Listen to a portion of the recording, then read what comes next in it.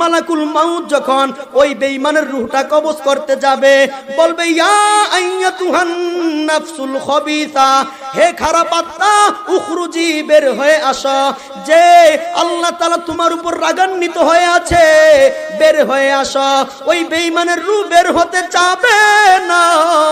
তারপর মালাকুল মাউত দেখবে যখন ওই বেঈমানের রূহটা বের হয় নাই, তারপর ওই মালাকুল মাউত একটা থাবা মারিয়া ওই বেঈমানের রূহটা টান দিয়া বাইর করে ফেলবে। আর ওই রূহটাকে নিয়া ওই যে দুর্গন্ধময় সালার চট, ওই সালার চটের মধ্যে পেঁচাইয়া আসমানের দিকে উঠাইবে। আর আসমানের দিকে উঠানোর পর তারপর প্রথম আসমানের ফেরেশতারা জিজ্ঞাসা করবে এটা কার রূহ? তারপর বলবে এটা হলো বেঈমানের রূহ। সাথে সাথে আমার আল্লাহ তাআলা হুকুম দিবে, ও ফেরেশতাদের দল, না রে না না, এই বেঈমানের রূহ উপরে উঠানোর কোনো দরকার নাই। এই রূহটাকে নিয়া ওই যে সাত জমিনের নিচে সিজ্জিন নামক জেলখানা আছে, জাহান্নাম আছে, সেখানে লিপিবদ্ধ করো। লিপিবদ্ধ করার পর ওই বেঈমানের রূহটাকে ওই বেঈমানের কবরের মধ্যে, মৃত লাশের মধ্যে যখন ঢুকাইবে, ঢুকানোর পর দেখবে বামে অন্ধকার, ডানে অন্ধকার, নিচে মাটির বিছানা, উপরে বাঁশের সামিয়ানা, অন্ধকার, এত অন্ধকার। এরকম অন্ধকার দেখিয়া ওই বেঈমান ভয়ঙ্কর হয়ে যাবে, এত ভয়ঙ্কর সুরত হবে। হঠাৎ করে দেখবে বজ্রের মতো আওয়াজ করে দুইজন ফেরেশতা আসতেছে। এগুলো হলো মুনকার আর নাকির। কই তাদের সুরত কিভাবে হবে? কই এত ভয়ঙ্কর আকৃতি হবে, চোখগুলো হবে আগুনের মতো লাল, মাথার চুলগুলো হবে মহিলাদের মতো চুল, পায়ের নিচে পড়বে, নখগুলো হবে বড় বড় নখ, লোহার নখ, এরকম নাক মুখ দিয়ে আগুনের ফুলকি বের হতে থাকবে। বেঈমানের রূহ কবজ করার বেঈমানকে যখন প্রশ্ন করবে মার রব্বুকা, তারপর বেঈমান বলবে হা হা লা আদরি, আমি জানি না, আমি প্রশ্নের জবাব বলতে পারবো না। তারপর বলবে ওমা দীনুকা, তোমার ধর্ম কি? বলবে হা হা লা আদরি, আমি সেটাও জানি না। ওমান নবিয়ুকা, তোমার নবীকে? বলবে আমি জানি না। দুনিয়ার মধ্যে আমি ঘুষ খাইতাম, সুদ খাইতাম, আমি জিনা করতাম, ব্যভিচার করতাম, মানুষের প্রতি অত্যাচার করতাম, এগুলোই মনে পড়তেছে। আলেমদেরকে সম্মান দিতাম না, নবীর অপমান হইলে আমরা রাস্তার মধ্যে বের হইতাম না, নবীর সম্মানের উপর আঘাত আসলে আমরা মাঠের ময়দানের মধ্যে নামতাম না। অতএব আজকে আমি কিছুই জানি না। আমার আল্লাহ তাআলা ডেকে বলবে আফরিশুহু মিনাল জাহান্নাম, কয় জাহান্নামের কি বিছায়া দাও? কয় জাহান্নামের বিছানা বিছায়া দাও। তারপর জাহান্নামের পোশাক পরিধান করিয়ে দেওয়া হবে, এত ভয়ঙ্কর আযাব দেওয়া হবে। আল মুত্তালি'i আলা সারাইরিল কুলুব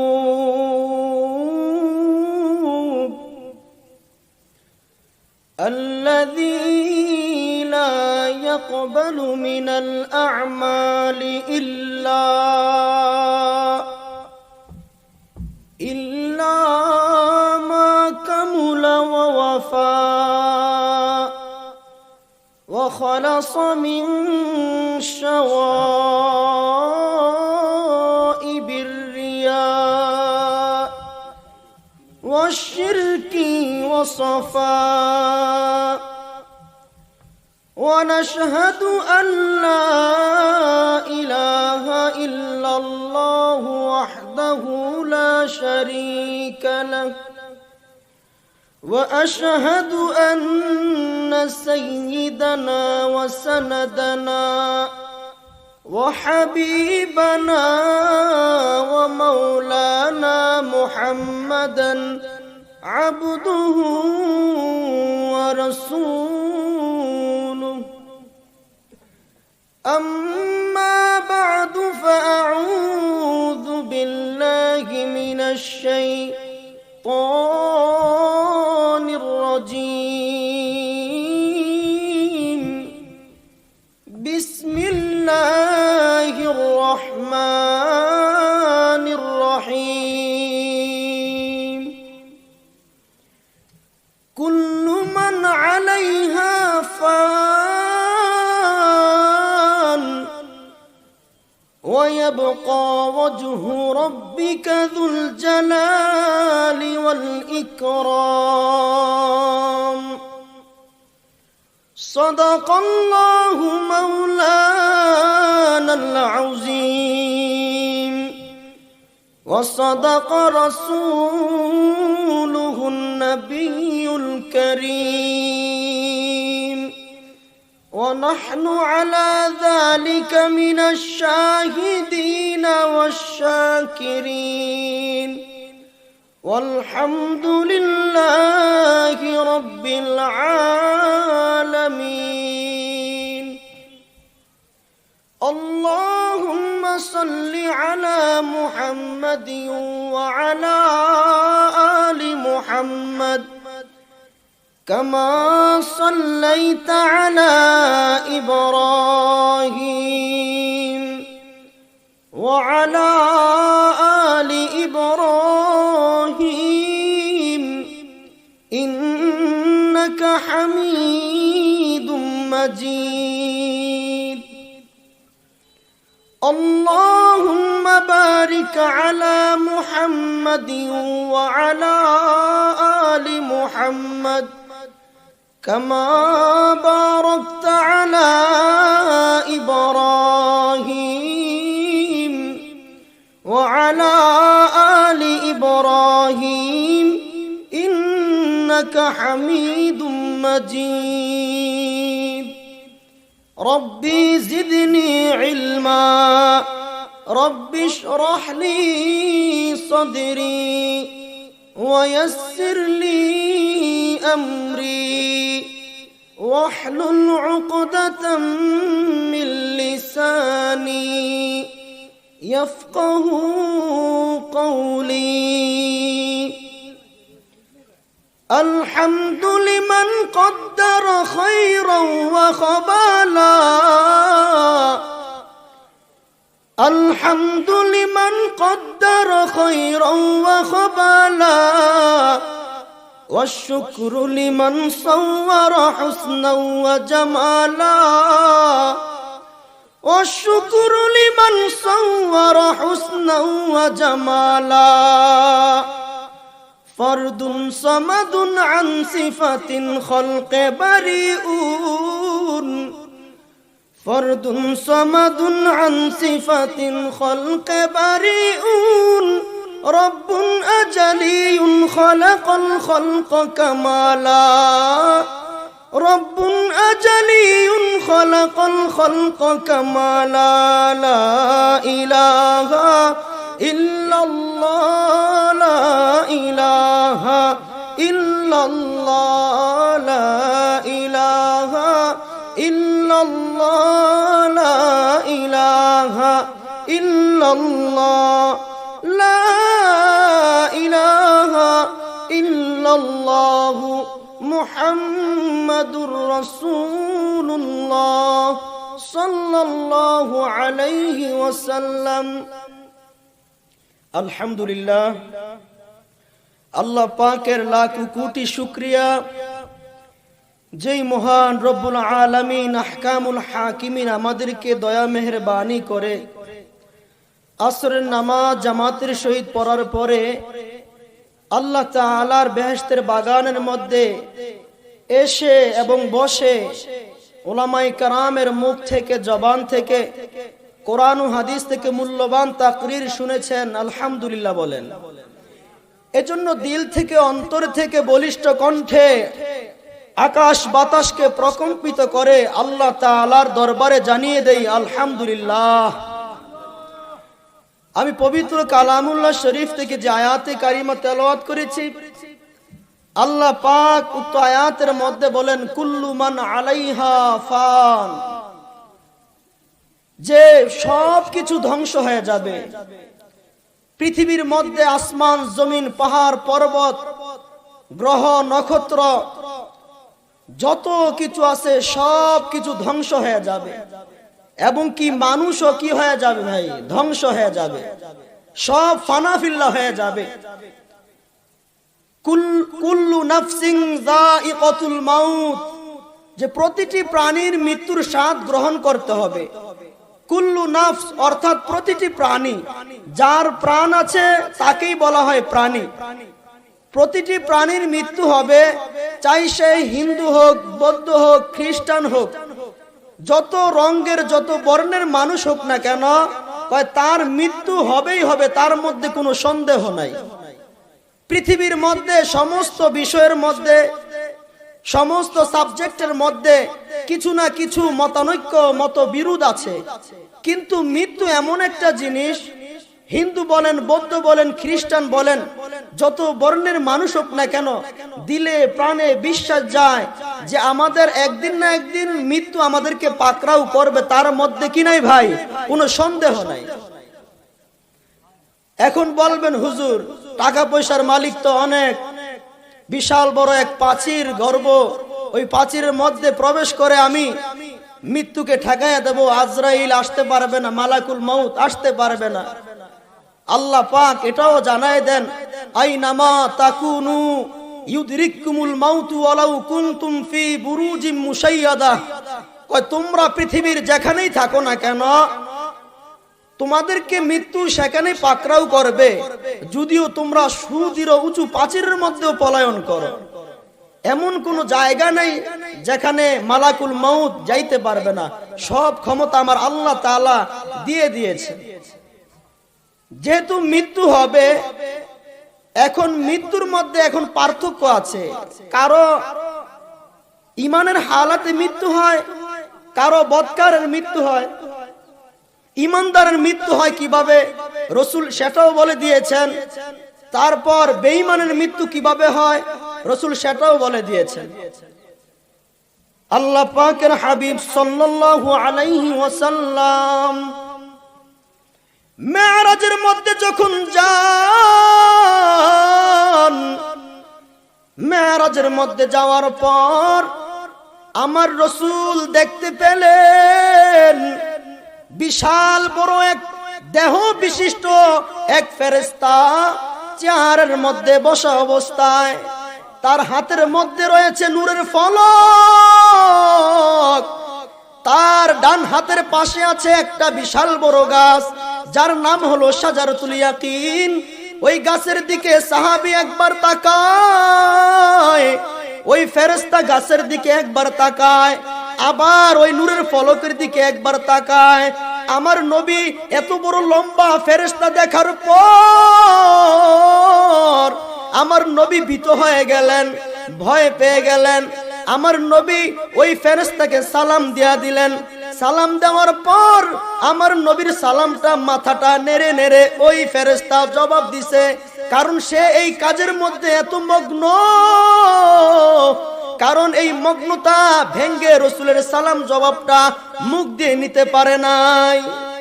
রাসূল সাল্লাল্লাহু আলাইহি ওয়াসাল্লাম দেখলেন কিছুক্ষণ পর ওই ফেরেশতা মাথাটা উঠাইয়া রাসূলকে আহলান সাহলান দিলেন, সালাম জানাইলেন, আর বলতেছেন ইয়া রাসূলুল্লাহ আপনার মেরাজ শুভ হোক। রাসূলের সাথে কথোপকথন যখন করলেন, করার সাথে সাথে রাসূলের ভয় চলে গেল। আমার রাসূল ডাক দিয়া বলেন, ও ফেরেশতা বলেন দেখি আপনি কে গো? আমার নবীকে ওই ফেরেশতা ডেকে বলতেছে, ও আল্লাহর পয়গম্বর আমাকে আপনি চিনেন না? আমি হলাম মা থেকে সন্তানকে পৃথক করে নেওয়ালা, আমি হলাম বাবা থেকে সন্তানকে পৃথক করে নেওয়ালা, আমি হলাম মালাকুল মউত আজরাইল। এই কথা শুনিয়া আমার রাসূল ডাক দিয়ে বলেন, ও উম্মতেরা রে শুনে নেও, ওই আজরাইল ফেরেশতা কত বড়, কত বড়। কয় পুরা পৃথিবীর পানিগুলো যদি একত্রিত করা হয় আর ওই পানিগুলো যদি আজরাইলের মাথার মধ্যে ডালা হয়, কয় পার পর্যন্ত আস্তে আস্তে পানিগুলো শেষ হয়ে যাবে। বলেন সুবহানাল্লাহ। এত বড় লম্বা ফেরেশতা, আমার নবী জিজ্ঞাসা করতেছেন, ও আজরাইল মালাকুল মাউত, আমি আল্লাহ তাআলার দিদারের মধ্যে যাইতেছি, তার আগে আপনাকে কিছু প্রশ্ন করব, প্রশ্নের জবাবগুলো দিবেন। আচ্ছা দেখি তো বলেন, আপনি ইমানদারের রূহ কিভাবে কবজ করেন আর বেঈমানের রূহগুলা কিভাবে কবজ করেন? আমার নবীর প্রশ্নের জবাবে মালাকুল মাউত আজরাইল ডেকে বলতেছে, আল্লাহর পয়গম্বর, যখন ইমানদারের মৃত্যুর সময় হয়ে যায়, আমি অনেক ফেরেশতাদেরকে নিয়া 500 অথবা 1012 এরকম ফেরেশতা নিয়া আমি ওই ইমানদারের বাড়িতে চলে যাই। যাওয়ার পর আমি ওই ইমানদারকে সালাম দেই।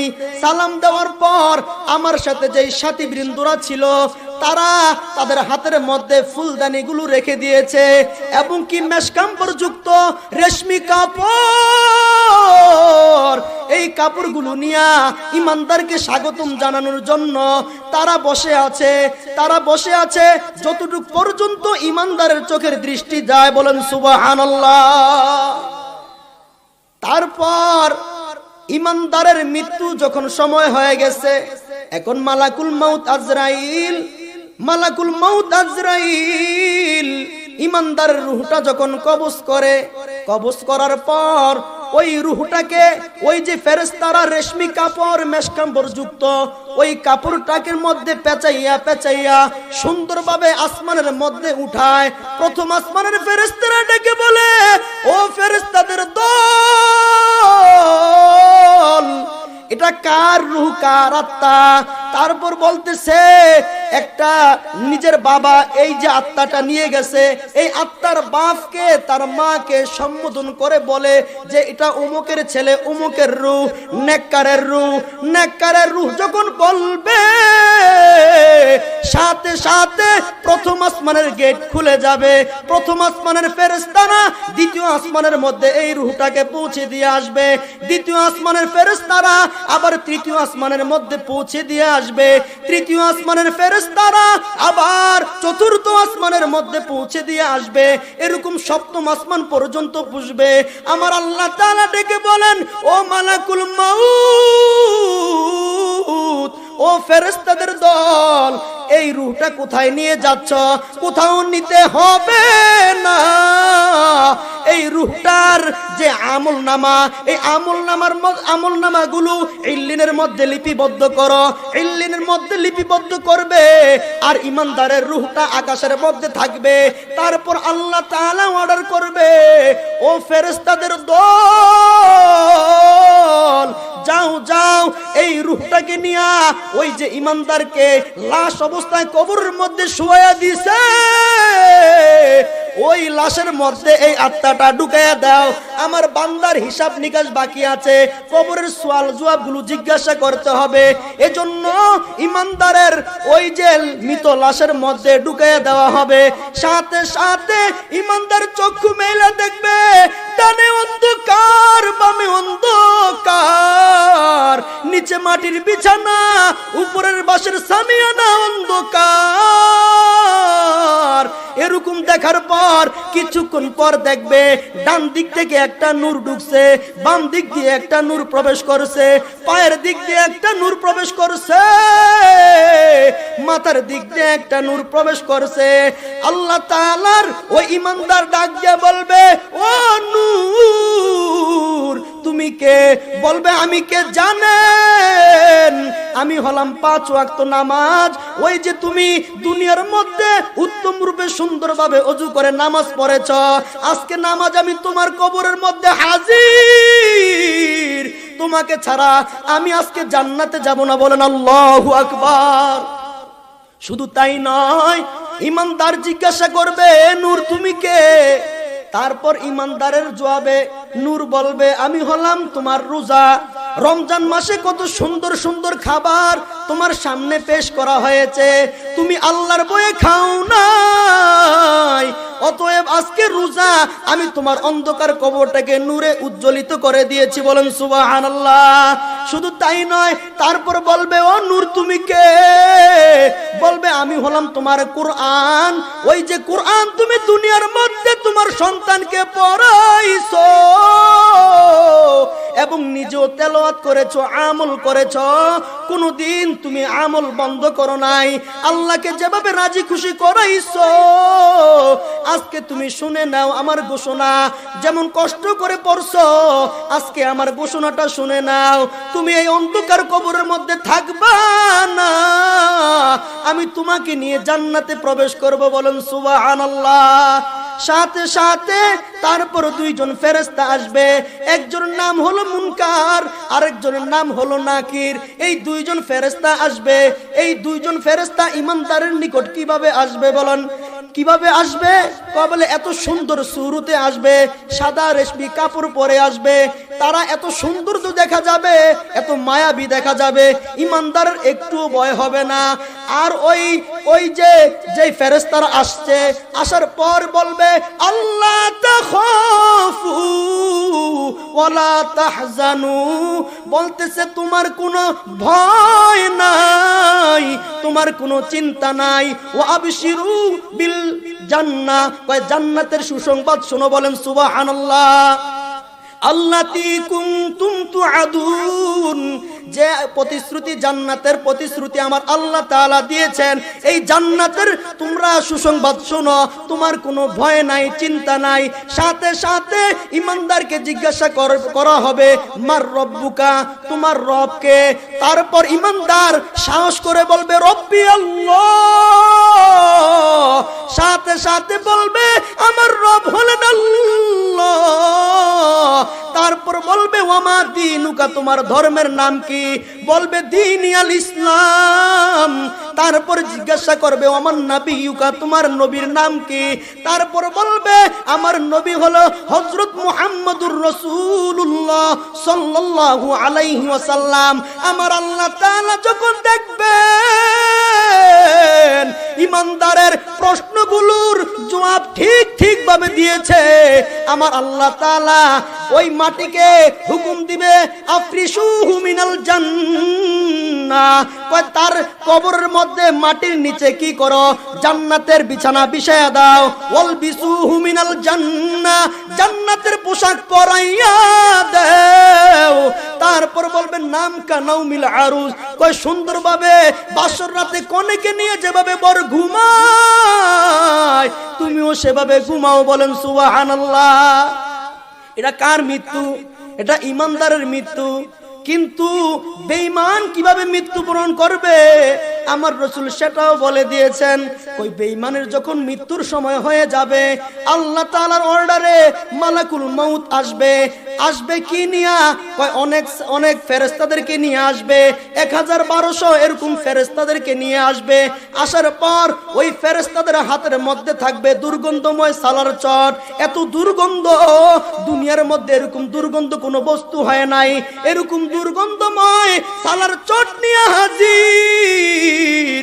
মালাকুল মাউত যখন ওই বেঈমানের রূহটা কবজ করতে যাবে, বলবে ইয়া আইয়াতুহান নাফসুল খবিসা, হে খারাপ আত্মা উখরুজি, বের হয়ে আসো।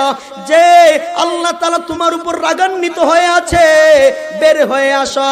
ওই বেঈমানের রূহ বের হতে চাবে না। তারপর মালাকুল মাউত দেখবে যখন ওই বেঈমানের রূহটা বের হয় নাই, তারপর ওই মালাকুল মাউত একটা থাবা মারিয়া ওই বেঈমানের রূহটা টান দিয়া বাইর করে ফেলবে। আর ওই রূহটাকে নিয়া ওই যে দুর্গন্ধময় সালার চট, ওই সালার চটের মধ্যে পেঁচাইয়া আসমানের দিকে উঠাইবে। আর আসমানের দিকে উঠানোর পর তারপর প্রথম আসমানের ফেরেশতারা জিজ্ঞাসা করবে এটা কার রূহ? তারপর বলবে এটা হলো বেঈমানের রূহ। সাথে সাথে আমার আল্লাহ তাআলা হুকুম দিবে ও ফেরেশতাদের দল, না রে না, এই বেঈমানের রূহ উপরে উঠানোর কোনো দরকার নাই। এই রূহটাকে নিয়া ওই যে সাত জমিনের নিচে সিজ্জিন নামক জেলখানা আছে, জাহান্নাম আছে, সেখানে লিপিবদ্ধ করো। লিপিবদ্ধ করার পর ওই বেঈমানের রূহটাকে ওই বেঈমানের কবরের মধ্যে, মৃত লাশের মধ্যে যখন ঢুকাইবে, ঢুকানোর পর দেখবে বামে অন্ধকার, ডানে অন্ধকার, নিচে মাটির বিছানা, উপরে বাঁশের সামিয়ানা, অন্ধকার, এত অন্ধকার। এরকম অন্ধকার দেখিয়া ওই বেঈমান ভয়ঙ্কর হয়ে যাবে, এত ভয়ঙ্কর সুরত হবে।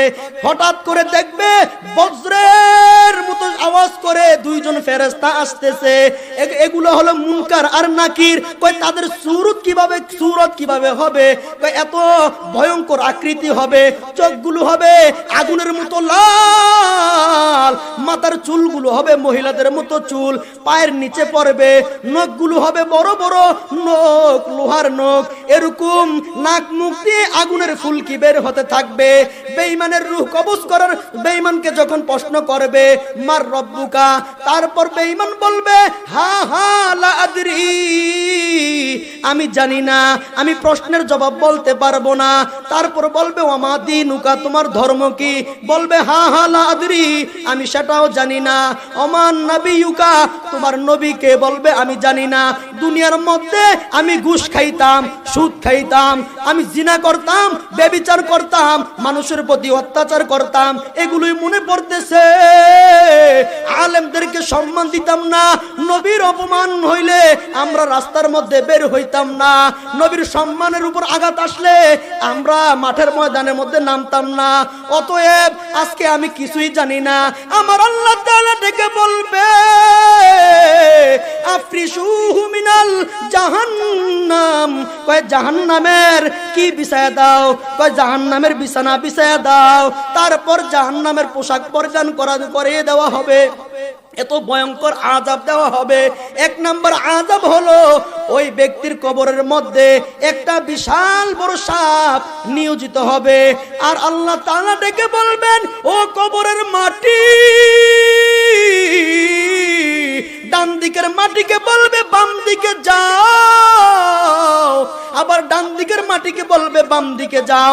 দুই পাশের মাটি এমন জোরে চাপ দিবে এক পাজরের হাড় অপর পাজরে ঢুকে যাবে। বলেন নাউজুবিল্লাহ। তাহলে কবরের মধ্যে যেতে হলে কবরের প্রস্তুতি নেওয়া দরকার আছে না নাই? নামাজ পড়তে হবে নি? রোজা রাখতে হবে নি? নাকি সুদ বেশি চলবে, ঘুষ চলবে নি? কেন?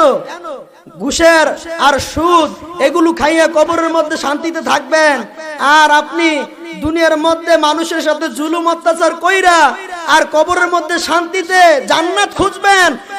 খোদার কসম কোশ্চিন কালেও সম্ভব না যে সুদ খাইয়া ঘুষ খাইয়া আল্লাহর নাফরমানি করার পর, নবীর সুন্নাত মেনে না নেওয়ার পর যে দুনিয়ার মধ্যে মানুষের প্রতি অত্যাচার করবে, করার পর জান্নাত খুঁজবে, ওই জান্নাতটা এত সোজা না। নামাজ পড়ো, রোজা রাখো, সামর্থ্য অনুযায়ী হজ করো, সামর্থ্য অনুযায়ী যাকাত দাও। যদি যাকাত এবং কি নামাজ সুন্দরভাবে সঠিকভাবে সঠিক পদ্ধতিতে পড়ো, তাহলে ওই কবরটা জান্নাতের বাগান হয়ে যাবে। বলেন সুবহানাল্লাহ।